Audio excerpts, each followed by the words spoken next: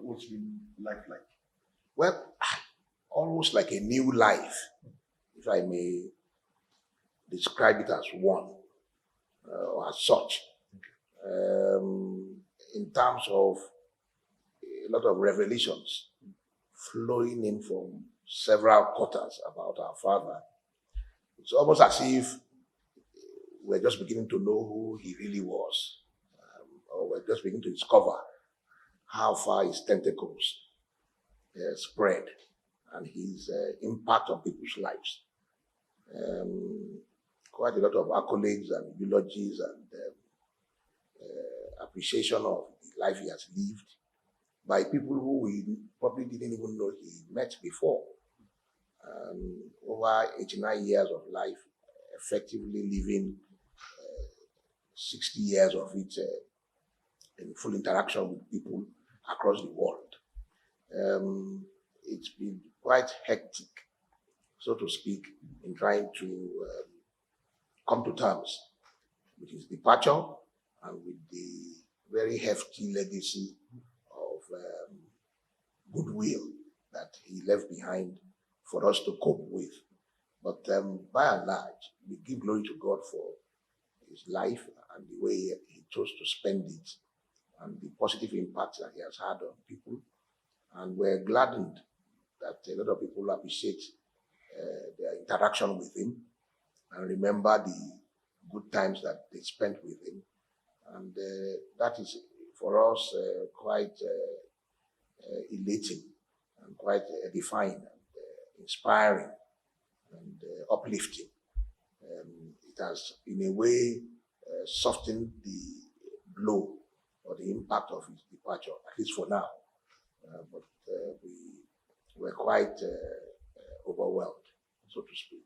But each time you look back at his life, and of course, your growing up years and everything under him, what are the things you recall in terms of the man, Principal Ajibola? I grew up knowing my father as a very tough personality, much tougher than a lot of people you probably know or are aware of. I think he was very good in moderating his strict, disciplinarian character or personality, such that I think he had reserved that for us within the family, within the home, where he felt it was much needed. As growing up youngsters, we get up into all sorts of things that need to be corrected and well guided. And he was a very strict person, but very loving and very passionate and very deep. As a matter of fact, it was difficult for us to find the difference between how strict he was and how loving he can really be. So as a result, we found ourselves as children, particularly in the home, struggling to do it the way he desires. One, to avoid his wrath, and secondly, to attract his love and affection. So we were always in that struggle to win his affection and avoid those things that would make him come down on us like a thunder. So what would you miss most about him? Well, the positive aspect of his domineering nature. It's easy to dismiss someone who is domineering as being a negative thing. But in my own lexicon, in my own definition, my interpretation of his domineering character is positive in terms of what it helped us to achieve, in terms of what he himself was able to achieve and what he was able to pass on to us and help us to achieve certain milestones in our life. I, for one, appreciate the need to be tough about the way I go about my things. But as you grow older, you realize that diplomacy too can win the day. You realize that being subtle at times can be the key to the door. So you employ your tools at relevant times and where and how needed.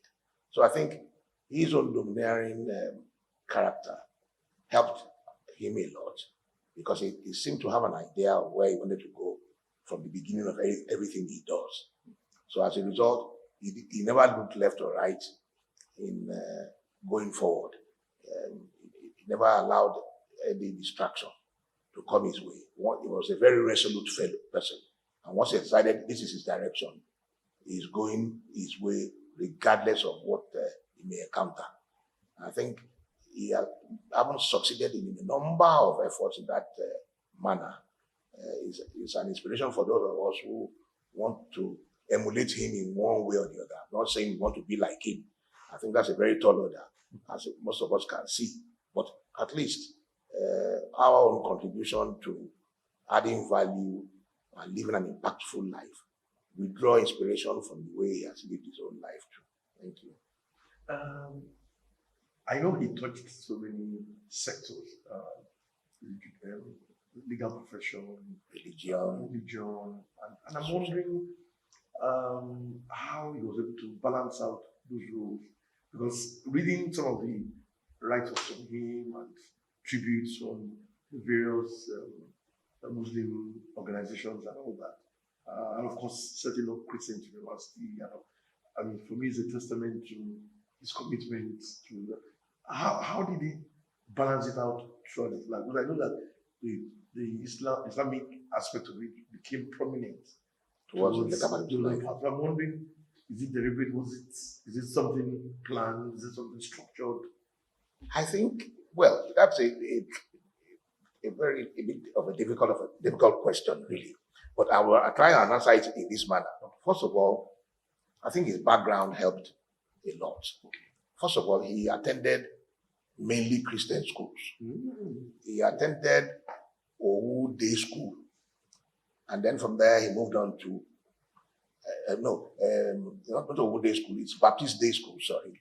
And then he attended Baptist Boys High School, where the Baptist creed, the Christian method of education was imparted to him. So he knew the Bible of heart, even though he was a Muslim. And his father, late Kabiyesi Oba Salami Ajibola, was also a Muslim in his time, and a devout one. And I think the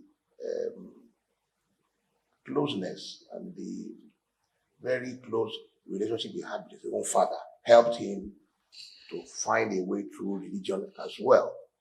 I remember many years ago, when he told me that his father used to quarrel with him when he failed for one reason or the other to attend Islamic classes, that were set up for him and his siblings.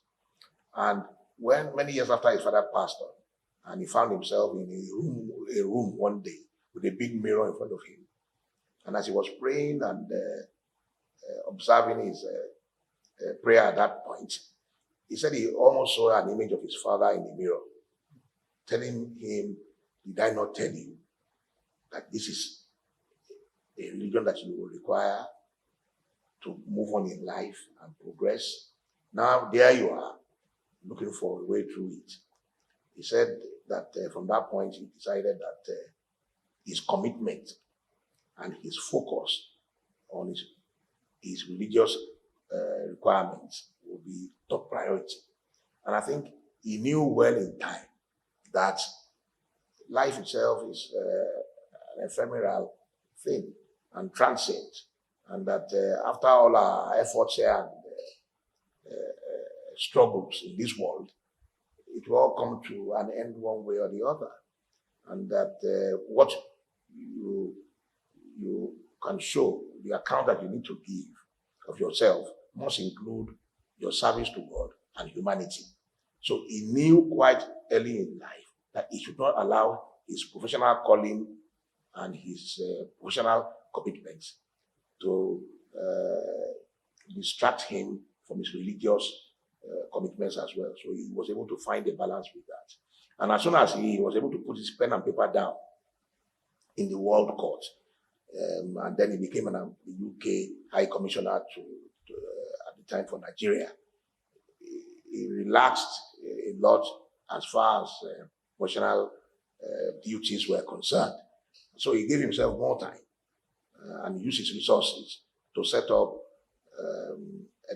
educational facilities and educational centers as you like, the university, the primary school, and the IMA secondary school, and set up an Islamic center as well, which has the big mosque there, the health center, the libraries, and all the whatnot. A lot of infrastructure has been put there over time with his own personal resources. He knew that he had to give back to humanity, and he also had to serve the God through whom he came to this world. So I think he found that balance quite early in life, and he pursued it assiduously. And as you can see from his records, he has touched every aspect of that requirement as much as possible. And that's a legacy he has left for us to continue with. Talking about your practice of law, did you have to work with him at some point, or you worked with him all through, or you had to set up your own at some point? Well, at the time I was beginning to leave school, he was already leaving the private bar, and he was already becoming the Attorney General of this country. And even though before then, he used to insist that anytime he had holidays, he would be in the office throughout that period and understudy the lawyers and understudy his own activity. So I had the opportunity of relating with a lot of lawyers even before I qualified at all. I knew a number of them by name even before I left law school. I knew who this was and that was. I knew who the doyens of the profession was even before then, and I was already, en route the profession physically, so to speak, in terms of interacting with people who were already matter at that time because of his own direction he gave to me. So although I didn't have the opportunity of working directly with him at close quarters, we were able to do so when he left office in certain specific assignments which he felt that we could look into with him, either when he was in the administrative World Bank Administrative Tribunal, when he was a member of the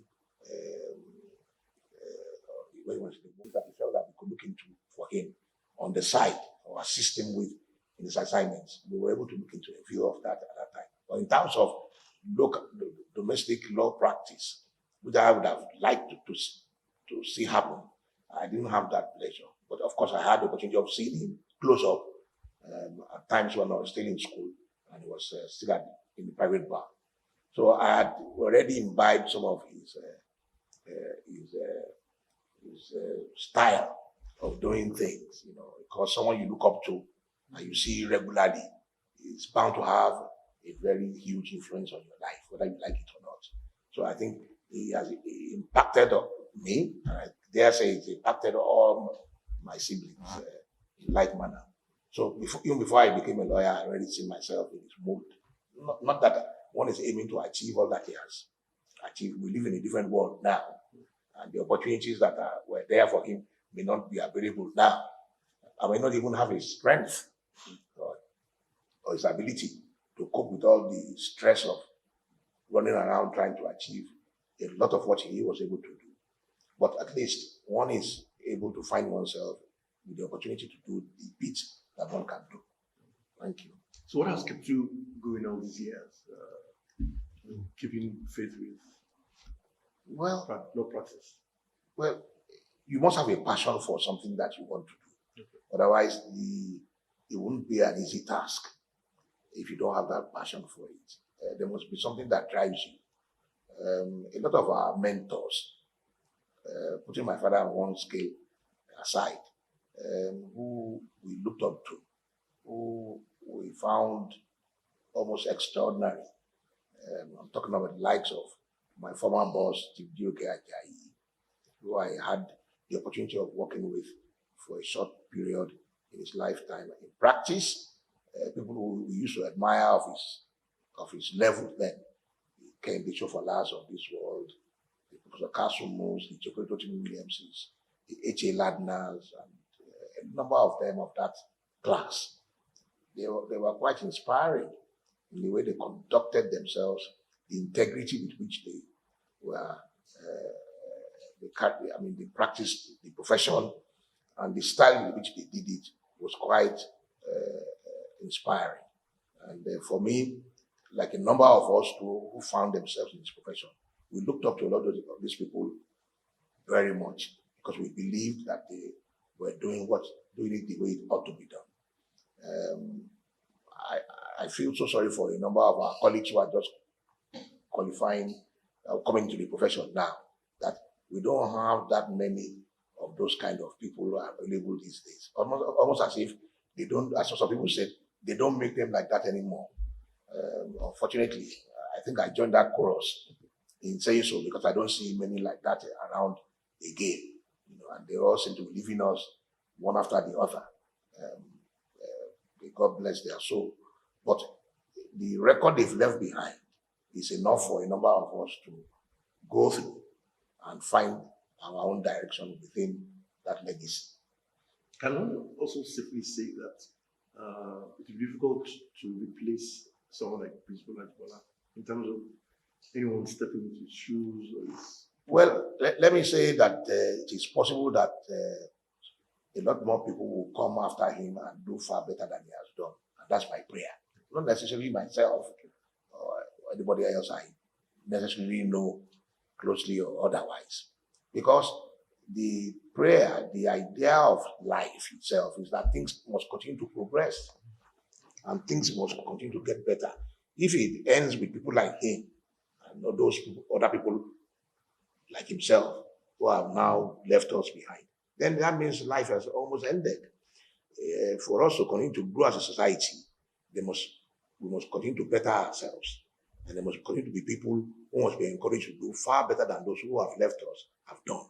So my expectation is that in time, as time goes on, more people will emerge whose records will far surpass the records of our fathers and those who have left the scene long ago. Otherwise, our society will be worse off for it. That's my view. Yeah. But before he passed on, can you recollect maybe things that he held dearly that he felt, he would love to predate and to postdate in terms of? One of which very easily is the educational facilities he left behind, the university. It was very, very, in fact, I realized that he appeared more devoted to ensuring that was a legacy than anything else I ever saw him with. It may be difficult for a lot of people to agree with me because they see all this hear or know about him is his time in the War Court, as Attorney General, as NBA President, as an arbitrator, and all that. Yes, he went out after all those, one after the other, as time permitted him. But the passion and the sacrifices he made in ensuring that he laid a strong foundation for the university and the other educational institutions he set up is tremendous. He left no stone unturned in ensuring that he did that. He believed in it so much that we used to wonder what it was really all about at the end of the day. But now we see what it's all about. We're beginning to see what it's all about because it's not here any longer. But by the grace of God, those of us with whom he has left that legacy, we have our job cut out to ensure that what he has left behind continues far better than he left it. That we too can leave something behind that people will speak about. So that is the challenge that poses. And that is the legacy he has left behind. And he believed in it so much. He sold a lot of his properties, he sold a lot of his things, he liquidated a lot of his assets, and he had a lot of goodwill from friends and people who believed in his cause, who came to his aid, putting all together and setting up all these institutions, the religious center, the universities and the primary schools and the day schools. It's an arm and a leg, especially when you realize that the private universities don't get TED fund support, and see, despite the TED fund support for public institutions, see how difficult it is to manage, see how challenging it is, see how many times the lecturers go on strike, and see how long students spend in those universities to try and get a degree that they could have gotten for less of the time. So what you see that the private institutions are struggling too, but I think with a better management, they seem to be faring better in terms of being able to sustain the program within the time frame set up for it. So university in Abeokuta is about 18 years old now. When you take 18 years out of his life, he died at 89. So you have, he was just climbing into his octogenarian age at the time. He started at the age of 70 or 70 plus, when he started that. And they felt, look, this is an aspect of service to humanity that he wants to add to his legacy. And he was successful in that. The students are doing very well in their vocational requirements. A lot of our students who have gone to the law school have done very well there. A lot of our students have found employment across the world, in BBC in England. A lot of them go to universities for their masters and come out in flying colors. So that is the product of the effort and the sacrifice he has made, because that is what he believed should happen. That give more people an opportunity to be able to excel, so that they can continue to make the society a better place. That's always been his drive.